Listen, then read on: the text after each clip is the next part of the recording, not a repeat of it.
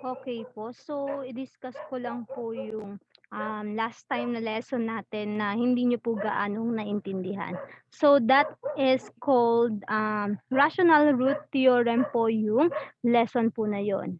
So, we have rational root theorem. So, ginagamit po ito kapagka po ano, kapagka, yung polynomial equations mo ay napakahaba or polynomial function. So we have the rational root theorem.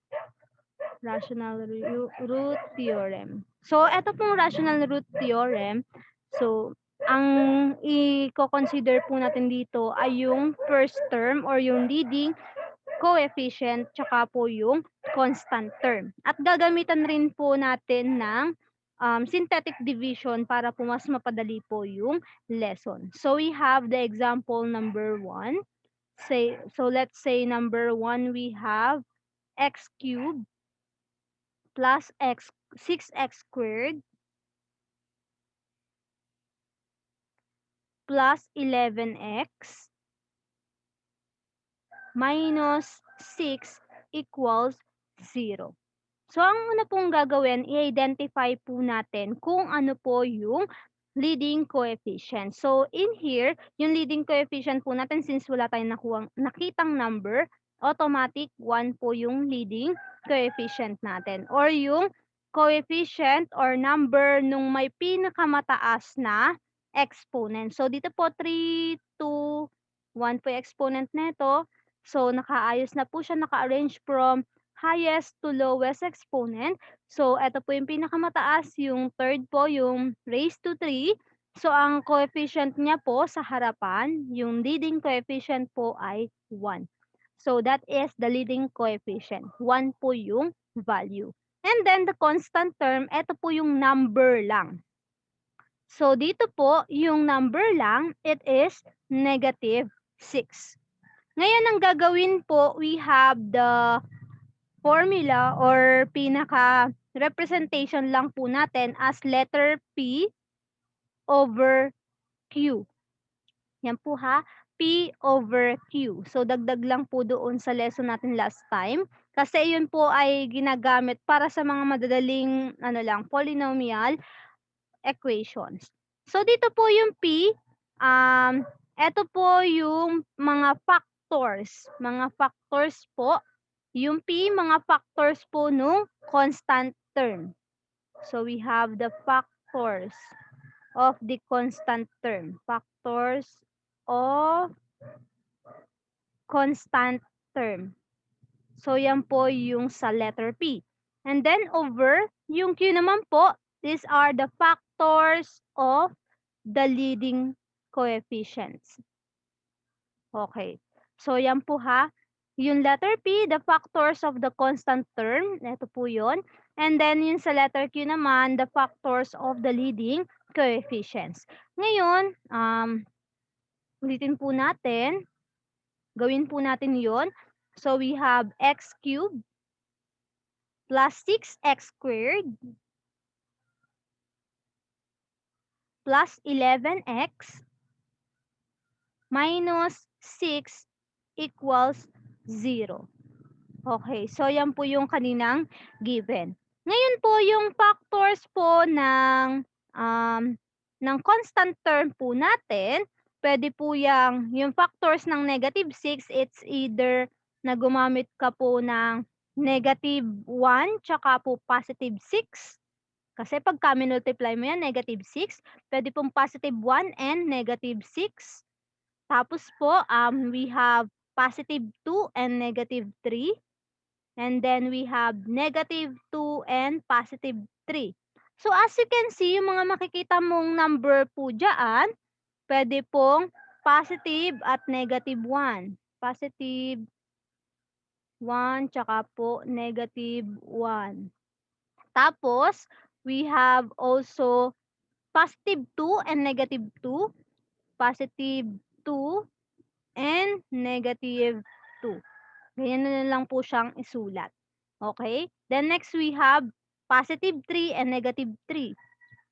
Positive 3 and negative 3. Positive 3, negative 3.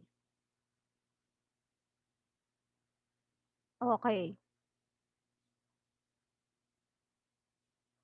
Positive 3, negative 3, excuse me. Tapos po, we have positive 6, tsaka po negative 6.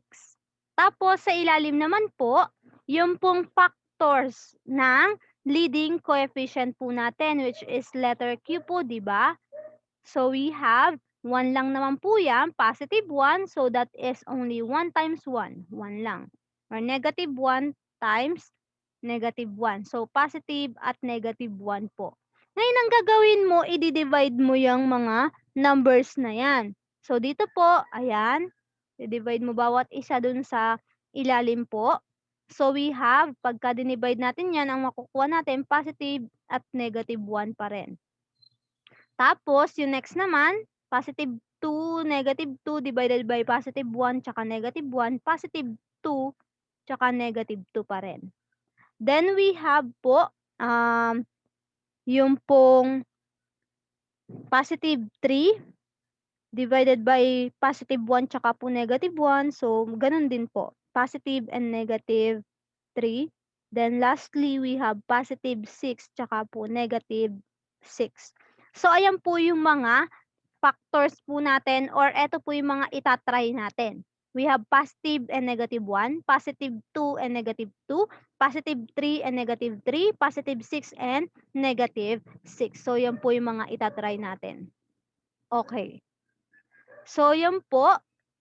Let's try po dahil eto nga pong rational root theorem ay medyo mahaba siyang lesson dahil ikaw ay magta-try po ng mga possible po na factors nila. So, yun nga po yung nakuha natin. We have positive and negative 1. Parang ito po yung nakasulat sa kanan. Okay, so let's try po natin yan na isolve sila using the synthetic division. So, try po natin yung positive 1 muna. So, positive 1 daw po yung root. So, ayan po, ikukulong natin siya. And then, kuhanin lang po natin yung mga numerical coefficient po netong mga nasa unahan. Yung mga numerical coefficient lang po ng given natin. So, since wala naman pong laktawan, susulat po natin we have 1, 6, 11, tsaka po negative 6. Then, we have to bring down the first term, yung pong unang number. And then, 1 times 1 is 1. 6 plus 1 is 7. And then, 1, tsaka po, times 7 is 7. So, 11 plus 7, that is 18. And then, we have next, 1 times 18 is 18. So, as you can see, dito po sa dulo natin, negative 6, tsaka po positive 18, magkaiba po ng sign. So, we have 18 minus 6 is 12. So, dito po hindi po nag-0 yung dulo. Ibig sabihin po, X na po si positive 1. Hindi po siya factor ni eto pong mahabang to. Hindi po siya factor. And then, let's try another one. Another naman po yung itry natin. So, we have negative 1 naman po. So, bring down. Negative 1 times 1 is negative 1. Positive 6 minus 1, that is 5. Negative 1 times 5 is negative 5. Ngayon po, we have 11 minus 5, we have 6. And 6 times negative 1, we have negative 6. So, yan po, makikita nyo na hindi pa rin po siya factor. So, 1, bring down, negative 1 times positive 1, negative 1. 6 minus 1, 5. 5 times negative 1 is negative 5 and 11 minus 5 is positive 6. Tapos po, we have negative 1 times 6 is negative 6. So, dito po, hindi pa rin po siya factor netong given po natin na problem. So, negative 12 po kasi yung dulo niya. So, hindi pa rin po siya factor. Okay. Try po natin yung iba pa.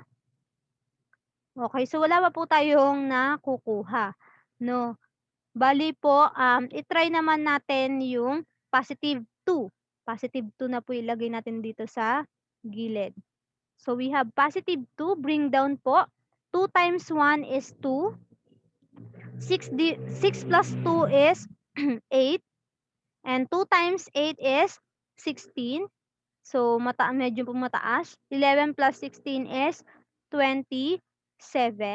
And 2 times 27, that is 54. So kitang-kita naman na hindi po magsisiro yung dulo. Kaya hindi pa rin po siya kasama sa mga factor. So try pa rin po tayo ng iba pa. So negative 2 naman po yung i-try po natin. So we have negative 2 here. So ayan po. We have to bring down the first number. Then negative 2 times 1, that is negative 2. Excuse me. Then 6 minus 2, that is 4. And negative 2 times 4, negative 2 times 4 is negative 8. Okay?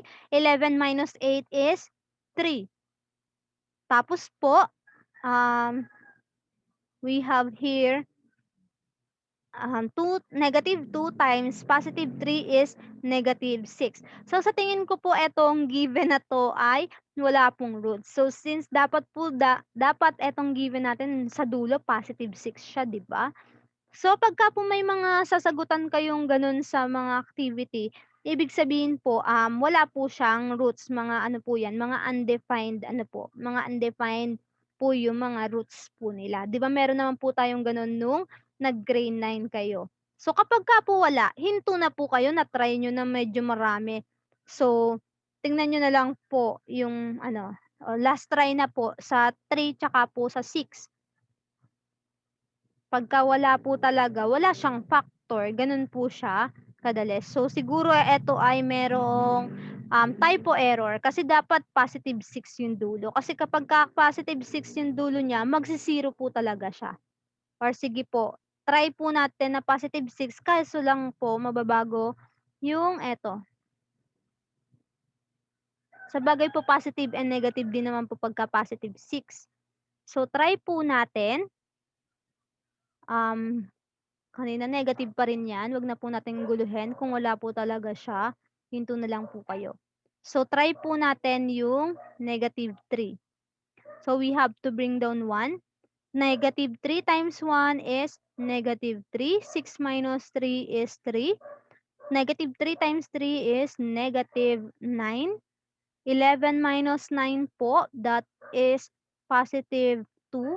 Negative 3 times positive 2, negative 6. So, negative 12 po yung dulo. Talagang dapat po, etong dulo natin is positive 6. Doon lang po talaga nagkamali tong problem na to. So, kapag ka po may ganyan, lampasan na lang po. So, let's try another example. We have x cubed minus x squared minus 10x.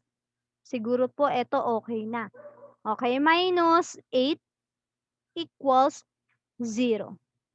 So, ang factors po ng letter P natin or yung constant term, which is negative 8, it could be negative 1 and positive 8, positive 1 and negative 8, and then we have sa 2 naman, positive 2 and negative 4, then we have negative 2 and positive 4. Meron pa po ba? Okay, so ayan po yung mga factors. So as you can see, we have positive and negative 1. And then we have positive and negative 2. Tapos po we have positive and negative 4. And lastly, we have positive and negative 8. Sa ilalim naman po, which is the numerical coefficient po neto, 1 lang po. So, positive and negative 1 kasi 1 times 1, 1. Negative 1 times 1, negative 1. So, kapag ka po dinivide po natin itong bawat isa dito po sa ilalim, so positive 1 divided by positive 1, positive 1. Negative 1 divided by negative 1, positive 1. Tapos po, positive divided by negative, negative 1. So, parang eto lang din po yung kukuhanin natin since 1 po yung nasa ilalim. So, try po natin yung 1, 2, 4, 8. 1, 2, 4, 8 po ha, 1, 2, 4, 8. Okay, so ulitin po natin isulat. We have x cubed minus x squared minus 10x, then minus 8 equals 0. So, ang itatry po natin is 1, 1, 2, 4, 8 po yung mga nakuha natin. Positive and negative. So, we have here, try po natin muna yung positive 1. Kukulong natin siya. Then, yung mga numerical coefficient po nito ay 1, negative 1, negative 10, and negative 8. So, we have to bring down the first one po. 1. 1 times 1, 1. Negative 1 plus 1, 0. 1 times 0, 0. Negative 10 plus 0, negative 10. 1 times negative 10, negative 10. So, negative 8 plus negative 10 is negative 18. So, hindi po siya nag-0. So, hindi po factor ang positive 1. Try po natin yung negative 1 naman. So, we have to bring down yung una. Bring down po natin. So, ayan po, bring down. Negative 1 times 1 is negative 1. Negative 1 plus negative 1 dahil pares po ng sign ia-add. So, 1 plus 1 is 2 and then copy their common sign. Then, negative 1 and negative 2, multiply po natin, positive 2. Then, we have negative 10 plus 2, magkaiba ng sign. So, isusubtract po natin, 8 po yun. 10 minus 2 is 8. And then, mas mataas po yung 10, kaya po negative 8. Then, negative 1 times negative 8, that is positive 8. So, as you can see, negative 8 plus 8, 0. So, ibig sabihin po, si negative 1 ay factor po neto. Ngayon po, nakuha mo na yung isa. Nakuha mo na po yung isa, di ba? Ngayon, ang gawin mo, after mong makuha yung isa, i-divide mo po siya. So, ayan po yung nakuha mong eto na po yung nakuha mong quotient. Ayan po, eto pong nasa dulo. We have 1, negative 2, tsaka po negative 8. So, eto po number, eto po yung may x, tapos eto po yung may x squared, di ba? So, ibig sabihin po, kasama na si negative 1. Ngayon, hanapin mo na lang yung factors netong x squared minus 2x minus 8. So, madali lang po ito nung pinag-aralan ng grade 9. We have x and x po yung x squared. Pwede pong gamitan na lang din ng quadratic formula. Ito pong, dahil quadratic po ito, x squared na lang po yung natira. X squared minus 2x minus 8. So, kuhanin po natin yung factors netong quotient na na-solve mo using the negative 1 kanina. So, yung negative 1 kasali na po. So, negative 8. Ano po ba yung mga factors ng negative 8? 4, 2, 1, 8. Ayan po, di ba? Dahil negative po yan, ibig sabihin, yung isa positive, yung isa negative. So, 2 at 4 po yung ginamit ko. 2 at 4. Kasi 1 pagka 1 at 8, 9 yung kalalabasan or 7 pagka sinubtract mo. So, yung 2 at 4, pagka po, natin dahil negative po yan, yung isa ibig sabihin positive, yung isa negative. Tingin ka po sa gitna, negative po yung nasa gitna. Ibig sabihin yung mas mataas yung negative. And then positive po ito. Pero hindi ka pa tapos. Factor po yung tawag dyan. Factor. Factor po yan, di ba? Kaya ang gagawin mo po, equate mo po siya sa 0. So, we have x plus 2 equals 0. And then we have x minus 4 equals 0. So, we have x equals negative 2. And then we have x equals positive 4. So, yan po yung roots po natin. We have the negative 1, yung na-solve po natin. Negative 2 and positive 4. So, yan po nakuha natin na may roots po siya talaga. Ibig sabihin yung mga problems na binigay ko po sa inyo na ibig sabihin po nun, wala po talaga silang sagot. Kumbaga sa din-divide po natin, undefined po yung mga roots or no solutions po sila. Ayun po yung ibig sabihin nun. Okay. So, 'yan lang po about po diyaan yung lesson na naiwan po natin. So, magta-time na din po. Okay. So, that's all dun po sa review last time na lesson.